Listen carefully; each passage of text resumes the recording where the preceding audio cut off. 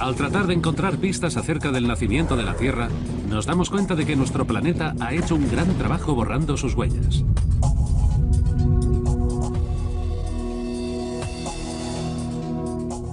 Miles de millones de años de erosión, de actividad volcánica y el desplazamiento de los continentes y de los océanos han destruido prácticamente todos los indicios de las primeras etapas de la formación de nuestro planeta.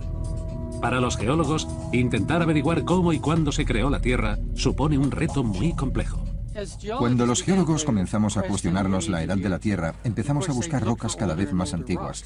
Y nos dimos cuenta de que cuanto más nos remontábamos en la edad de nuestro planeta, más difícil resultaba encontrar estas piedras. La búsqueda de estas rocas prehistóricas llevó a los investigadores hasta este crudo paisaje desértico del norte de Arizona. Este gigantesco agujero abierto en el suelo es el cráter Meteor, que se formó cuando un gran meteorito impactó contra la Tierra. No teníamos rocas de los primeros tiempos, así que pensamos, ¿dónde podemos encontrar algo? ¿Qué tal en el sitio donde cayeron los meteoritos procedentes del espacio? Aquí, los geólogos realizaron un hallazgo vital. Los meteoritos son más antiguos que cualquier piedra de la Tierra. Habían encontrado la llave que abriría el secreto de la creación de nuestro planeta. Si las rocas más antiguas procedían del espacio, era ahí donde debía comenzar la investigación, en el espacio.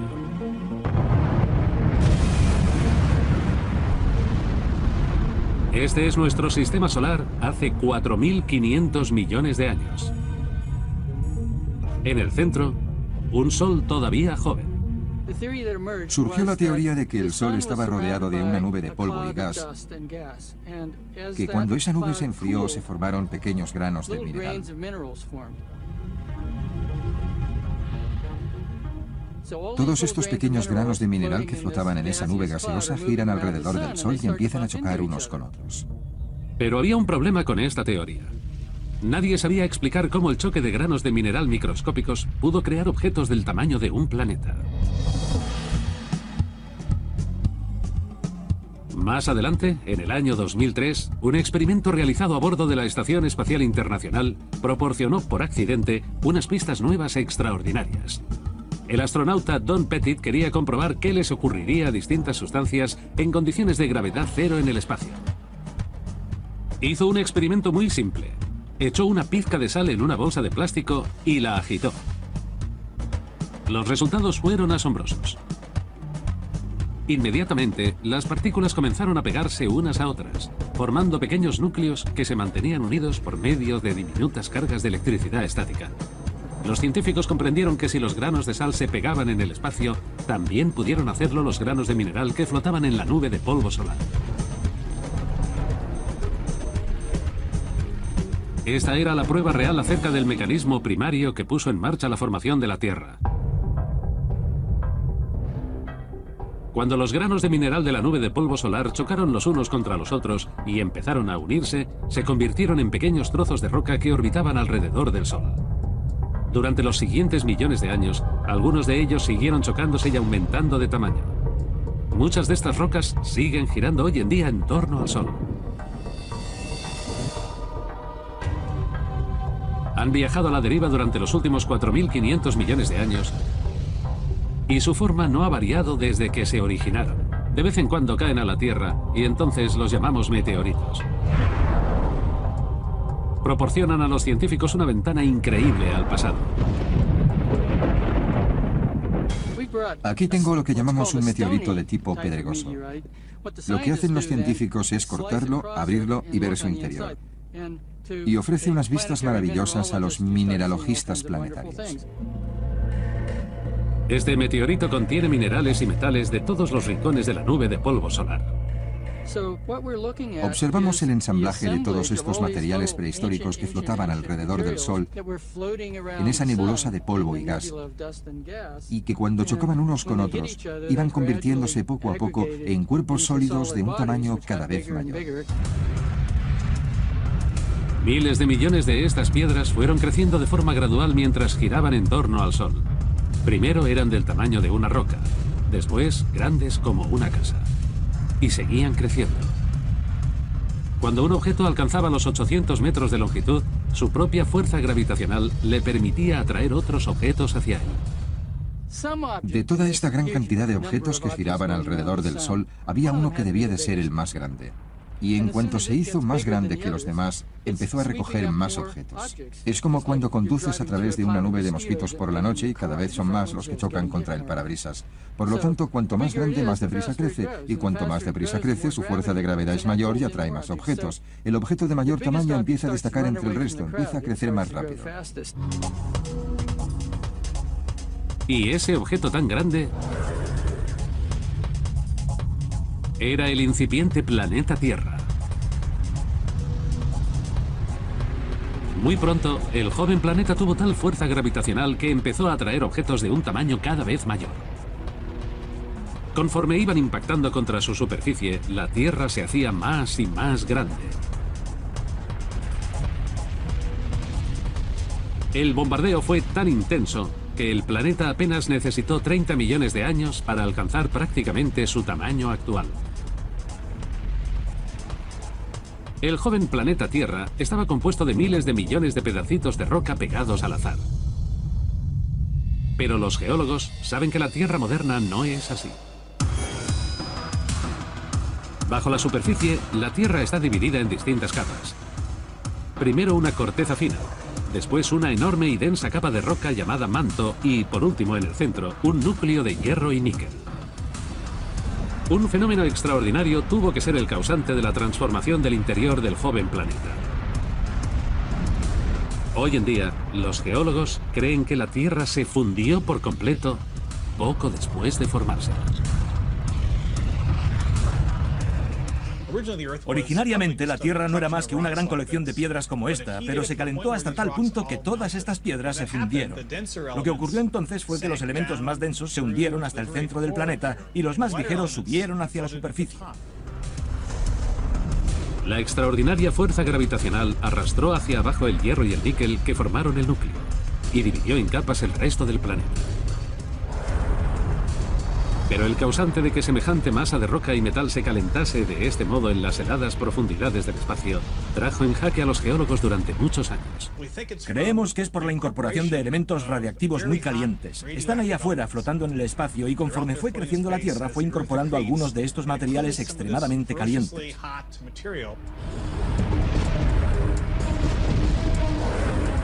Al entrar en el planeta comenzaron a calentar las rocas que había a su alrededor. Y como la Tierra se creó a tanta velocidad e incorporó tantos elementos radiactivos a gran temperatura, el planeta entero se fundió de adentro hacia afuera. Tan solo 30 millones de años después de que empezase a formarse, la Tierra se había convertido en una bola gigantesca de roca líquida incandescente que giraba alrededor del Sol. Imaginaos un mundo totalmente fundido. Lo único que había eran océanos de magma. No había tierra firme ni agua, solo lava que fluía por todas partes. La temperatura de la Tierra fundida era de unos abrasadores 1100 grados Celsius. Pero fuera del planeta, el vacío espacial mantiene una temperatura constante de 230 grados negativos. Es decir, la diferencia de temperatura era superior a 1300 grados. La superficie de roca no podría mantenerse fundida por mucho tiempo. Se enfrió de fuera hacia adentro, por eso en el exterior se formó una costra de roca más fría, similar a cuando nos hacemos una herida, pero que aún conservaba una temperatura muy alta. A continuación se fue enfriando poco a poco de fuera hacia adentro. En menos de 1 millón de años, la superficie terrestre quedó cubierta por una fina corteza.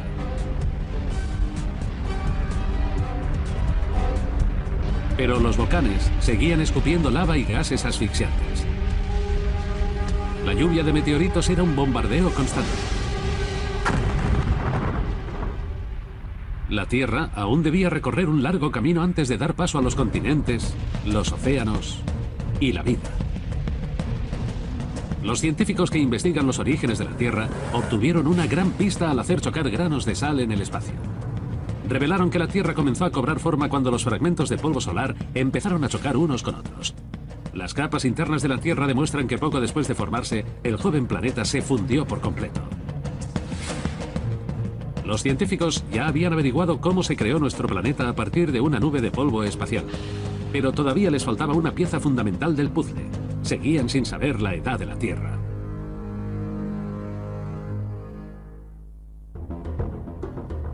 Miles de millones antes de que los humanos empezasen a evolucionar, minúsculos granos de mineral del espacio fueron uniéndose hasta formar una bola fundida que se convirtió en la Tierra.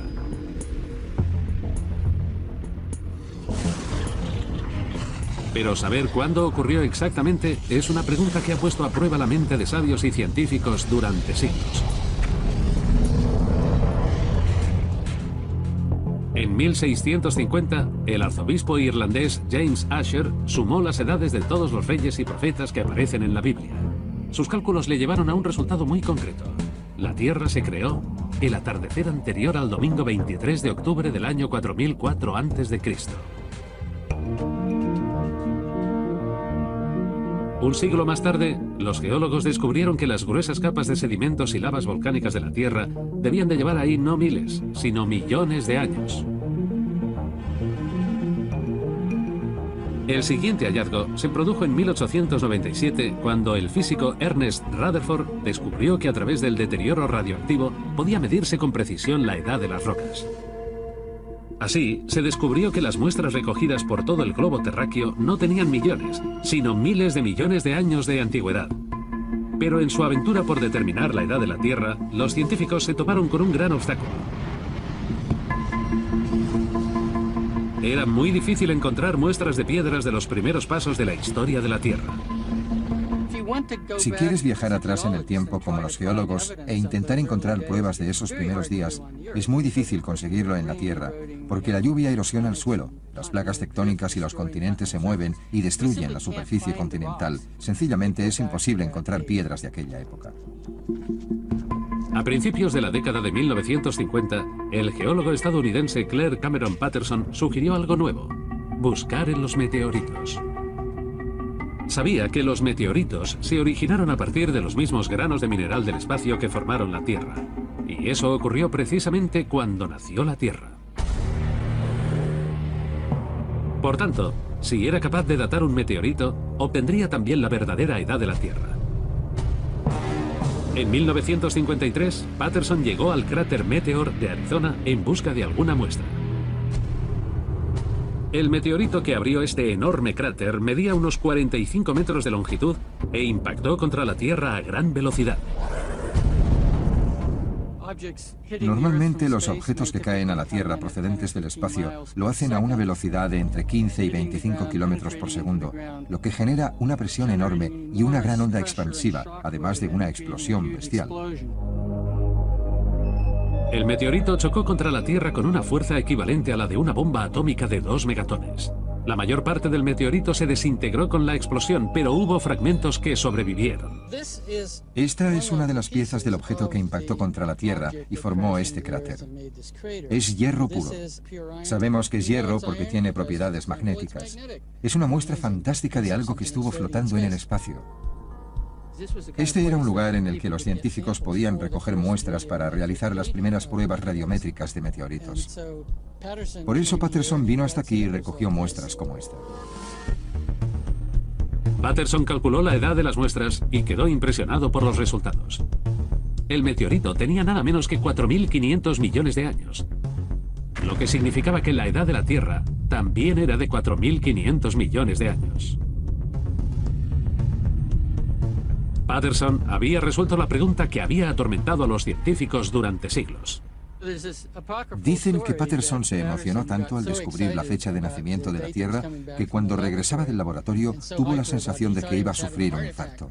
Lo llevaron al hospital, pero al final resultó que todo era fruto de la emoción vivida por su formidable hallazgo.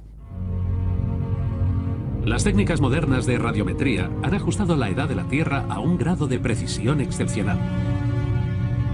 El estudio más reciente calcula que la Tierra tiene 4.567 millones de años. Ahora los científicos ya sabían cómo y cuándo se había formado la Tierra. Pero nadie sabía qué había ocurrido a continuación. Más tarde, en 1974, surgió una teoría nueva y radical. En aquel joven sistema solar había docenas de miniplanetas girando caóticamente en torno al Sol. Según esta teoría, uno de ellos se encontraba en la trayectoria de colisión de la Tierra. Esta idea se le ocurrió a Bill Hartmann, que intentaba explicar el origen no de la Tierra, sino de la Luna. Lo que propusimos era que tal vez durante ese periodo de intensos impactos, un objeto inmenso colisionó contra la Tierra e hizo saltar fragmentos de roca del manto exterior del planeta al espacio que rodea la Tierra, y que la Luna se formó a partir de ese material. Harman sugirió que otro planeta, más o menos del tamaño de Marte, había chocado contra la Tierra.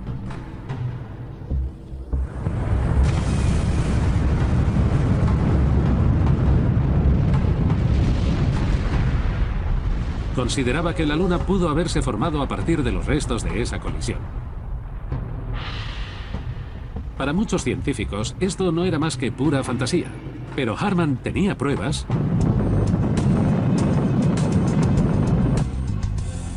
procedentes de la propia Luna. Voy a caerme en el cráter por intentar coger esa piedra. Estas imágenes de la misión del Apolo 16 en abril de 1972 nos muestran las dificultades que tuvo el astronauta Charles Duke a la hora de recoger una muestra grande de piedra lunar con el objetivo de devolverla a la Tierra y que la analizasen los geólogos. Debe de pesar 10 kilos. En el Centro Espacial Johnson de Houston, esta muestra real de piedra lunar sigue guardada bajo estrictas condiciones de laboratorio. Admirad la Luna. Es un fragmento auténtico de la Luna, la piedra más grande que trajeron los astronautas del Apolo de la superficie lunar. No podemos tocarlas. No quieren que los humanos les pongamos las manos encima y dejemos material orgánico sobre ellas. Hasta finales de la década de 1960, los geólogos creían que la Luna se había formado del mismo modo que la Tierra, a partir de granos de mineral que fueron adhiriéndose en la nube de polvo solar. Pensaban que tenía capas, al igual que nuestro planeta, y un núcleo pesado de hierro. Pero cuando los geólogos analizaron las muestras lunares, se quedaron boquiabiertos al descubrir que las piedras de la Luna contenían mucho menos hierro del que esperaban. Uno de los misterios que siempre ha existido es ¿por qué hay menos hierro en la Luna que en la Tierra si se trata de dos objetos tan próximos en el espacio? Esta pregunta inquietó tanto a Harman que empezó a pensar que las teorías convencionales acerca del origen de la Luna eran equivocadas. Esa falta de hierro en la Luna, o dicho de otra manera, el hecho de que la Luna se componga de roca que parecía extraída de la corteza y del manto superior de la Tierra, me hizo pensar que tal vez la Luna se formase a partir de rocas procedentes de la capa exterior de la Tierra. Esta fue la clave que llevó a Harman a pensar que la Tierra había colisionado con otro planeta. La fuerza del impacto destrozó por completo el otro planeta y arrojó miles de millones de toneladas de corteza y manto terrestre al espacio y a la órbita en torno a la Tierra. En apenas unos miles de años, estos restos se unieron y dieron lugar a la Luna.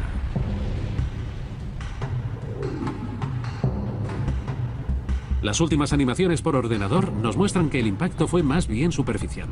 El otro planeta no chocó frontalmente contra la Tierra. Esto significa que, si bien el choque arrancó las capas externas de la Tierra, su núcleo de hierro quedó intacto. Esa carencia de hierro acabaría explicando por qué tenemos una Luna compuesta de material rocoso y no de hierro. Hoy en día, la idea de la colisión de Harman se acepta como un hecho. Fue su fascinación por la Luna la que nos llevó a comprender un paso vital en el nacimiento de la Tierra. La Luna siempre me recuerda que vivimos en un entorno mayor al de la Tierra. Vivimos en un entorno cósmico. El sistema solar es el hábitat en el que nos movemos. En la aventura por descubrir la edad de la Tierra, las pruebas radiométricas realizadas en meteoritos demuestran que la Tierra se creó hace algo más de 4.500 millones de años. La ausencia de hierro en las rocas lunares que trajeron los astronautas prueba que nuestro planeta sobrevivió a una colisión fortísima con otro planeta. Pero en aquel planeta recién nacido faltaban elementos vitales del mundo actual. La investigación todavía debe esclarecer cómo se formaron dos elementos esenciales de la Tierra: la masa continental y el agua.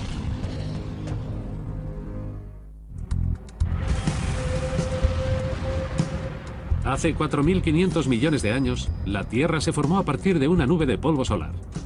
Poco después, sobrevivió a un choque devastador con otro planeta.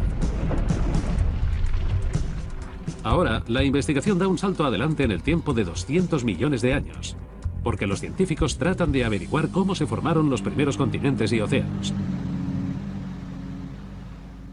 Buscan pruebas en las orillas del nordeste de la bahía de Hudson, en Canadá.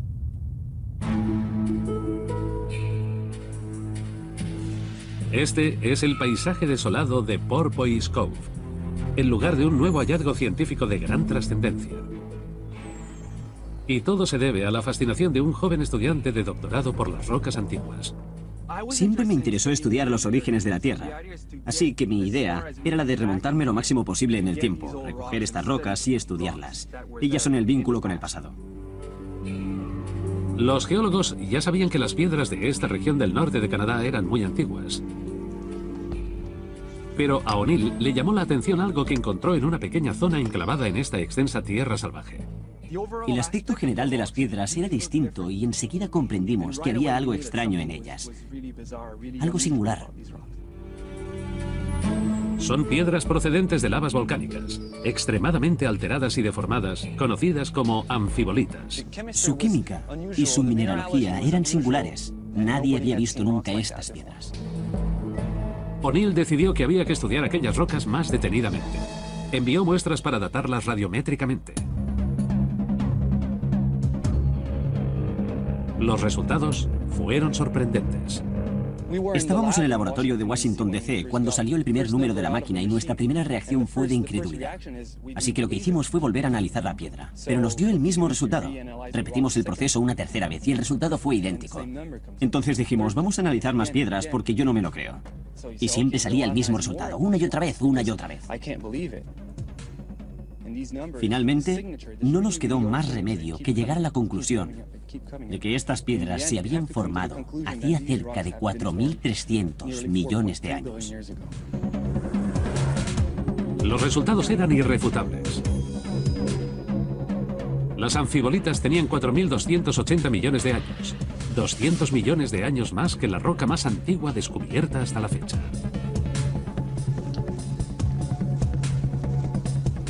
Eran los que más se habían acercado a la corteza original de la Tierra. Estas son las rocas más antiguas del mundo. Es increíble estar sobre ellas. Te imaginas a ti mismo hace casi 4.300 millones de años, cuando la Tierra era una recién nacida y apenas estaba formándose. Caminar por este paisaje es una sensación maravillosa. Actualmente, estas piedras están arrojando luz sobre el grosor de la corteza terrestre inicial. O'Neill ha encontrado minerales poco comunes que solo pueden originarse en condiciones extremas de temperatura y presión. Prueban también que las anfibolitas se crearon a al menos 19 kilómetros bajo la corteza terrestre. Esto significa que hace más de 4.000 millones de años, la Tierra poseía una corteza sólida de un mínimo de 19 kilómetros de grosor. Y una corteza tan gruesa sugiere que ya debía de haber continentes. Y no solo eso.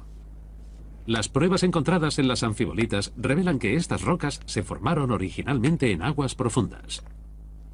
Sabemos que cuando se forman rocas, se crea una especie de firma química, y dependiendo del lugar en el que se forman las rocas y del contexto geológico en el que se formarán, desarrollarán una firma química específica. La firma química de las anfibolitas es única y demuestra que cuando se formaron estas rocas, la Tierra no solo tenía ya una corteza sólida, sino también océanos.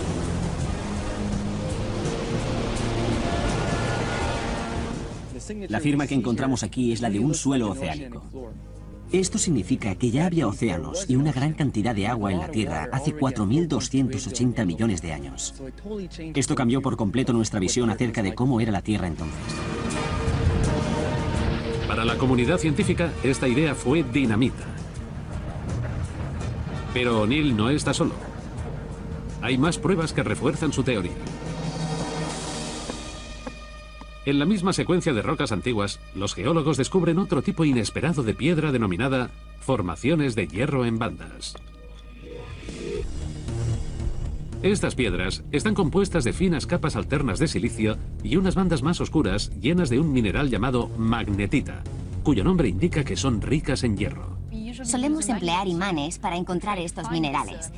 Es un modo rápido y sencillo de identificar las formaciones de hierro en bandas. La magnetita de las formaciones de hierro en bandas solo se forman bajo el agua.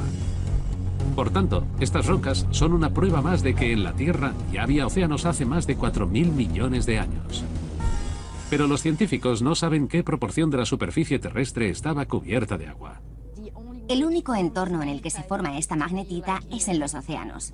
No sabemos con exactitud qué tamaño tenían los océanos en aquel entonces, pero sabemos perfectamente que hace falta agua para que se formen estas rocas. Estos hallazgos obligan a los geólogos a replantearse sus ideas acerca de qué condiciones existían en la Tierra poco más de 300 millones de años después de que se formase el planeta. Normalmente, la gente se la imagina como una bola de fuego y roca fundida, pero esa imagen no se corresponde con lo que vemos aquí.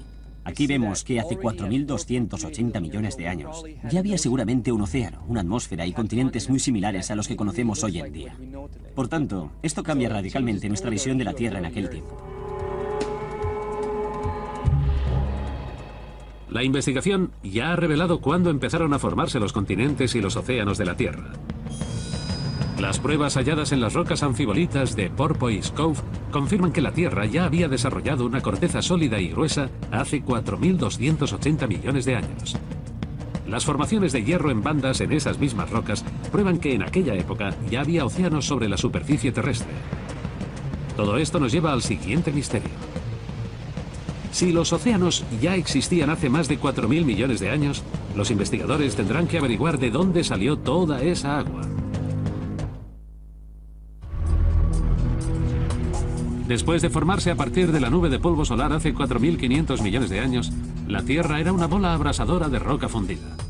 Pero apenas 200 millones de años después, comenzaron a aparecer los primeros océanos. Hoy en día, la Tierra es el planeta azul, ya que un 70% de su superficie está cubierta de agua. La investigación se centra ahora en el misterio del origen del agua en la Tierra. Una de las preguntas más importantes que me he planteado nunca es ¿de dónde viene toda esa agua? ¿De dónde viene el agua que encontramos en los océanos? ¿En la atmósfera? ¿En nuestro cuerpo? ¿En el suelo? Cuando ves la Tierra desde el espacio, lo que más te impresiona es el agua y la belleza que desprende todo el planeta. ¿Por qué tiene tanta agua la Tierra? ¿Y cómo llegó hasta aquí?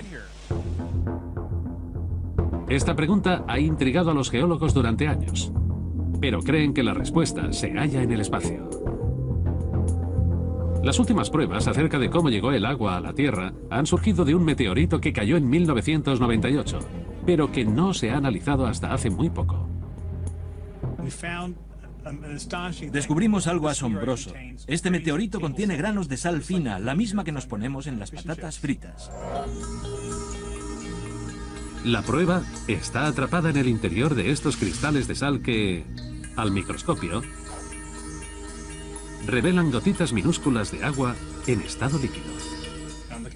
En la pantalla del ordenador vemos una pequeña inclusión de agua, una gota de agua diminuta. Sabemos que es agua y sabemos que está líquido, porque vemos una burbujita que se mueve en el interior de esa gota.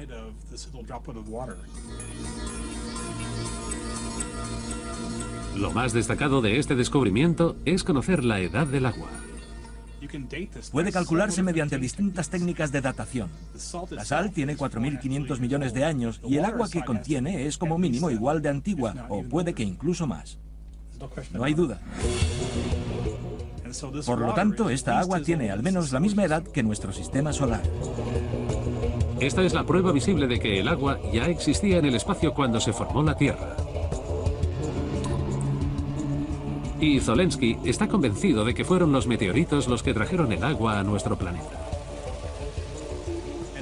Cada vez parece más evidente que el agua llegó gota a gota en rocas como este meteorito. Fueron cayendo a lo largo de miles de millones de años. A diario impactaban contra la Tierra cantidades inmensas de material que depositaban un poco de agua, apenas unas gotas. El bombardeo de meteoritos que tuvo que producirse para llenar los océanos de agua fue de tal magnitud que resulta prácticamente imposible imaginarlo.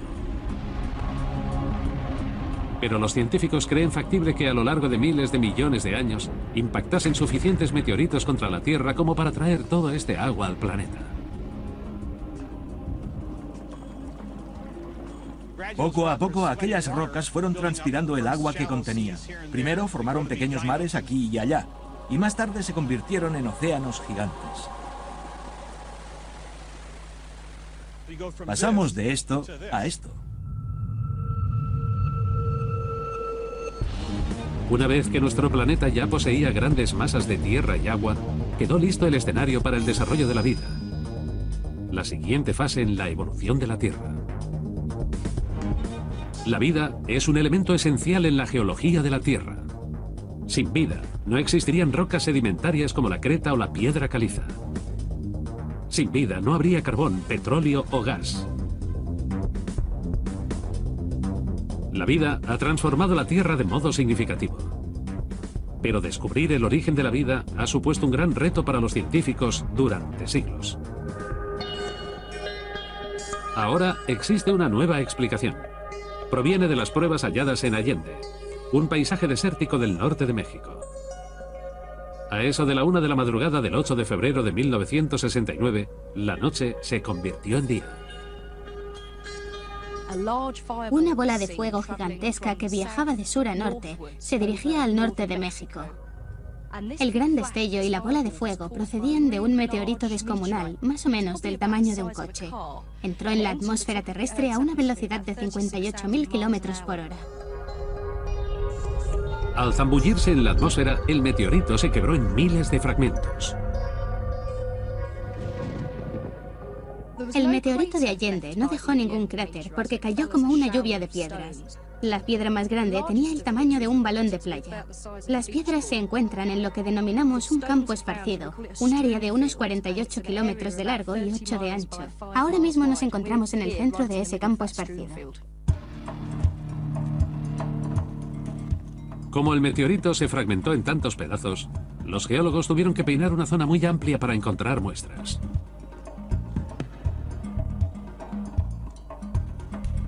Aquí tengo una piedra pequeña, más o menos del tamaño de una ciruela.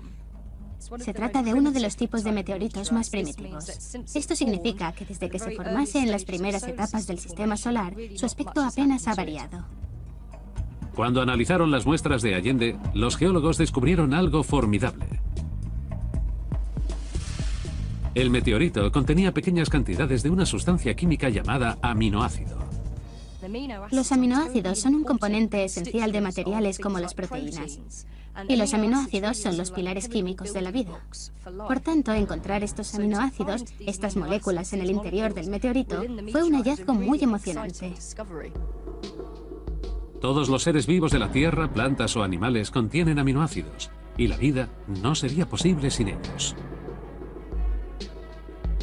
Hasta que no los encontraron en el meteorito de Allende, los científicos creían que los aminoácidos se habían creado a partir de reacciones químicas sobre la superficie terrestre.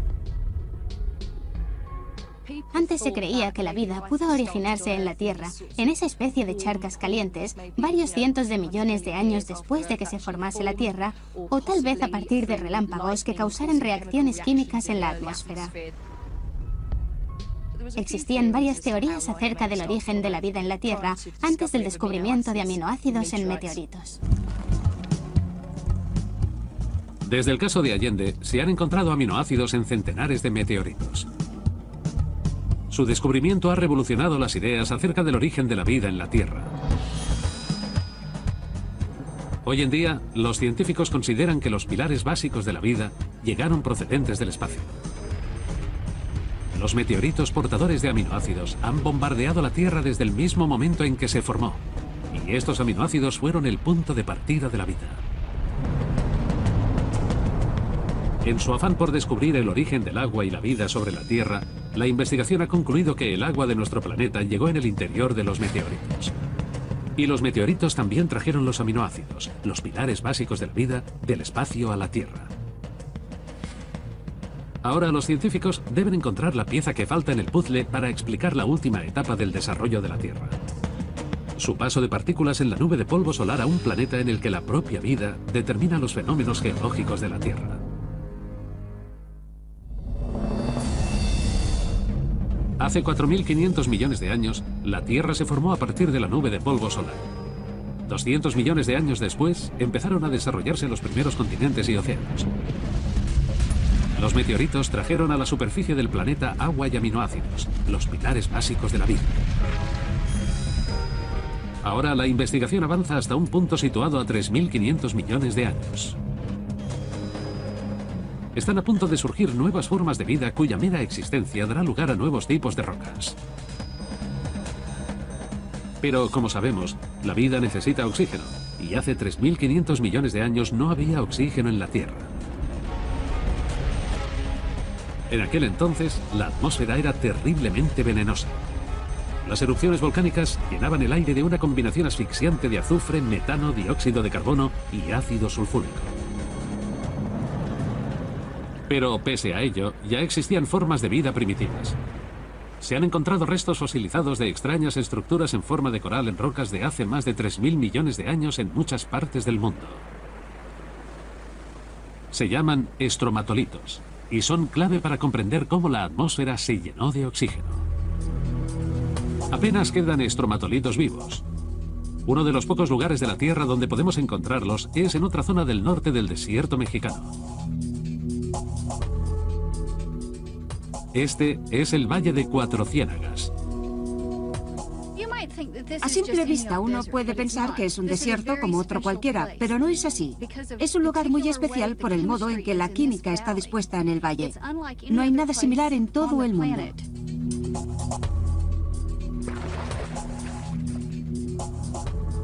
Esta charca es como un laboratorio dentro de una cápsula del tiempo.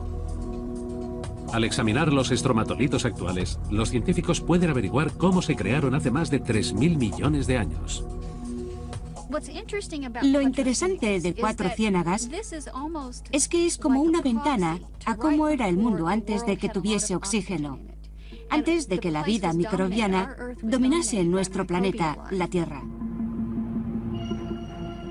Seifert ha descubierto que los estromatolitos están compuestos de miles de millones de microbios llamados cianobacterias. Estos son los estromatolitos de Cuatro Ciénagas. Aquí tengo un trocito. ¿Veis este borde azul verdoso? Esos son millones y millones de cianobacterias. Estas bacterias estaban a punto de cambiar el rumbo de la historia de la Tierra gracias a una propiedad única. Producen oxígeno. Aquí, en esta laguna, podemos contemplarlas haciendo su trabajo. Podemos ver cómo producen oxígeno si me meto en el agua y me acerco a estas colonias de cianobacterias. Si me fijo detenidamente, observo cómo todas ellas producen oxígeno. Y cuando ese oxígeno se acumula, produce una pequeña burbuja de aire que sube hasta la superficie. Es en ese momento cuando se produce la liberación de oxígeno a la atmósfera.